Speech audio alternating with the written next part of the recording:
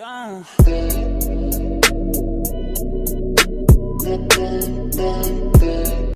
Before watching this video, don't forget to like and subscribe. So today on Pep Talk Sports, we'll be talking about fantasy football predictions. So Nato, who's your top tier picks?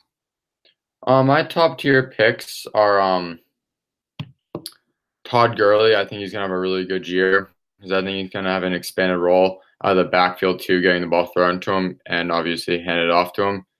And then Leonard Fournette and the Jaguars, just because Jaguars have no receivers that are any good. And Blake Bortles, as much as I love him, he's very dear to my heart.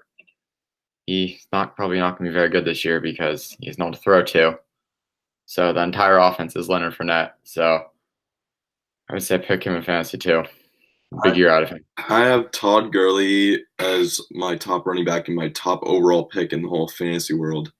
He was a offensive player of the year last year, and he was the best. And he came with second in the MVP race, next to the GOAT. And he was the best fantasy football producer last year. I just don't see him letting down like a top 5 spot, and I feel like he's just easy lock in your lineups. Yeah, I agree with that. He'll definitely be really good this year, as I said. I also believe that my big pick this year is Deshaun Watson at quarterback.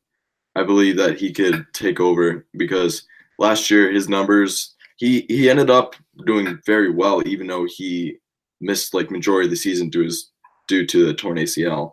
If he kept going and didn't get injured, I believe he would have won MVP last year. And he will produce a ton of fantasy points with rushing yards to passing yards and just combined touchdowns in general. I actually agree with that. Yeah, he's actually definitely one of the quarterbacks I've tried to get in on my fantasy drafts. I mean, you can't go wrong if throwing the ball to DeAndre Hopkins. He's a damn good receiver, and they don't have a true running back either. Like Lamar Miller is kind of a joke, in my opinion. Alfred Blue is not very good. Like I just don't see him using those two much. That's why I feel like Deshaun will just be a great player this year. Yeah, Deshaun Watson's definitely a guy I think who's gonna be really good this year. And like someone else to watch out for this year is like he's not really a guy to like watch out for. Everyone knows who he is, but I think he's gonna have a really, really even better year than he had last year, which is kind of hard. Carson Wentz coming off the knee injury. I think he's gonna be really good again this year. I picked him in our fantasy league, and I'm excited for what he's gonna do. I just think with who he's throwing the ball to, he's still throwing the ball Alshon Jeffrey. He's got Nelson Aguilar. He's got Zach Ertz. I just think another huge year out of him is coming. I think even better than last year. I'm a little skeptical of him in the beginning because even though both Deshaun Watson and Carson Wentz are coming off the ACL injury, Carson Wentz is more current and he might miss like first game, I believe, to it. So that could hurt you. You might have to have a backup quarterback like the first week, which is not very ideal. But I do believe he has a great year, but I don't know if I trust the system, especially after you saw the Broncos Panthers Super Bowl a couple years ago, and then the Panthers just weren't the same team the next year. Like it could be with the Eagles this year that they're just not the same team as last year. You know, I always draft the fantasy. I always draft the backup in fantasy football for quarterback. Like my backup is of course, everyone drafts a backup or they just pick one off the waiver, but you're not going to have an ideal best quarterback starting week 1, which I don't like. No, but I draft I like Mitchell Trubisky as I had him as my backup to Carson Wentz, and I mean it's like if Carson Wentz isn't good to go, I think that's another guy who's kind of a huge year, is him. But like Carson, like even if he misses week 1, it's like if anything that's just good because that's just giving more time, or even if he misses like week 2, that's just giving more time for the knee to heal, and then it's like once he comes back, he's at full health, and we saw what he did last year in I think it was 12 games before he got hurt. When he threw 33 touchdown passes in 12 games, like he was on his way to putting up probably definitely like a 40 touchdown plus year. Yeah, he would have been MVP last year. What would have been him? Yeah, no doubt. Carson Wentz. So it would have been Deshaun. It would have been him and Carson Wentz as the top competitors for it. Yeah, but like, what? Even if he comes back week 3 this year, it's like it's not the end of the world. Because if you can throw 33 touchdowns in 12 games last year, you can probably do something similar this year. And Last year, Carson Wentz had 281 fantasy points. That's a lot of fantasy points out of a quarterback. So I Yeah, feel like it's worth it to pick him late because he's going his position rank on the ESPN is fifth, and it's good, but it's like there are still guys being picked, a lot of guys being picked before him, and it's like if you can wait on him a little bit and then draft like a backup quarterback maybe a round earlier than you generally like to, I don't think that's the worst thing in the world. yeah. You're talking about position wise, getting like picked fifth. I like that now you talk about that, but I still feel like you can grab better quarterbacks earlier on. Like in my one of my drafts, I picked Cam Newton. He's ranked second, and he produces just a lot of rushing yards, a lot of passing yards, a lot of touchdowns in general. I just like those top bigger options instead of Carson Wentz. Yeah, no, I like Cam Newton too, and I've picked him in a few of my leagues, and I think he'll have a good year, definitely. But my thing with Cam Newton is that his body just gets beaten up all the time, and that concerns me. And not to mention his receiving core this year, he's led by like Devin Funches Seven punches, yes. Yeah. and like Greg Olson. It's like Greg Olson. But he also has young Christian McCaffrey to help him out in a little bit of like the quick passing game. I know, but I had Christian McCaffrey and Cam Newton duo last year, and it kind of helped me out just stacking those two together. Yeah, I mean, I like Cam Newton, but his position rank on ESPN's two, and where he's going in drafts, which was probably like the fifth, sixth round, that's not really where I want to draft a quarterback who I have concerns over for what he can do. Not to mention last year, he did put up a lot of points last year. He only threw 22 touchdown passes last year.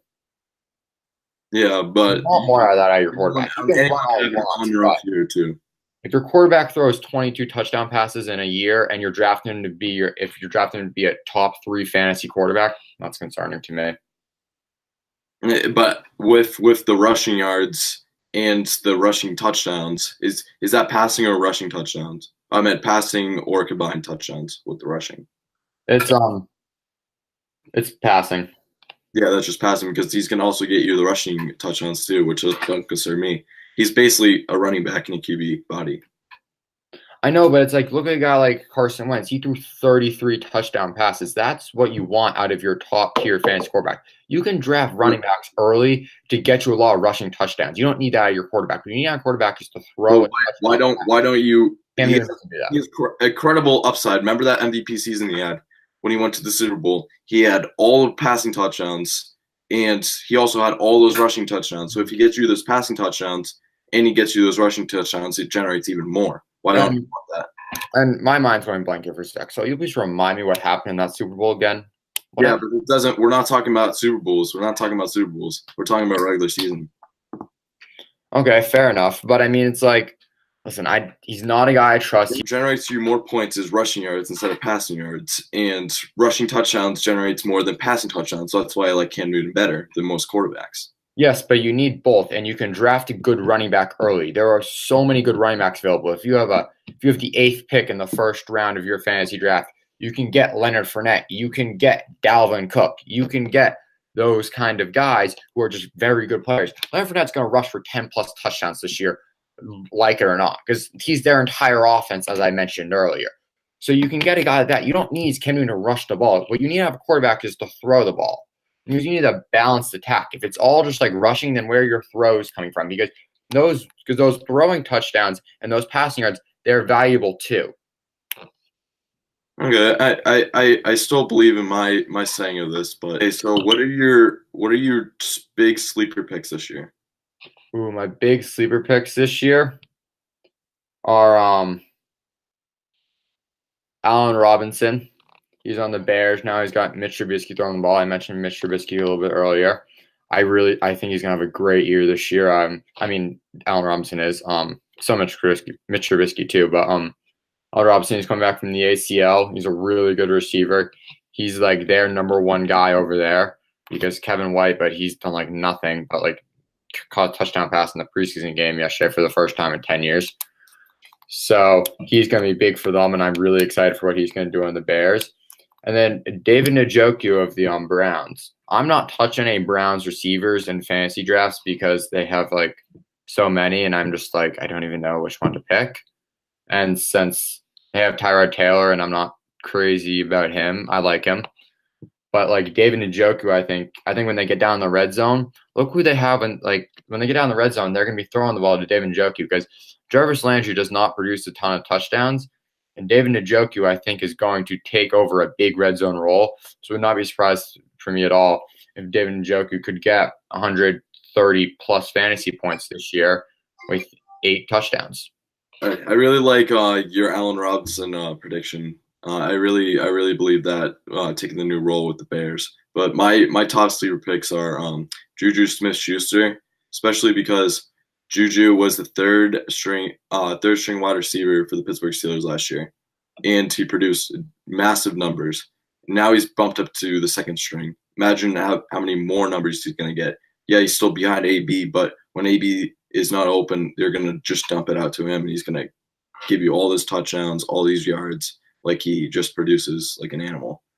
And my second one is Alex Collins, the running back of the Baltimore Ravens.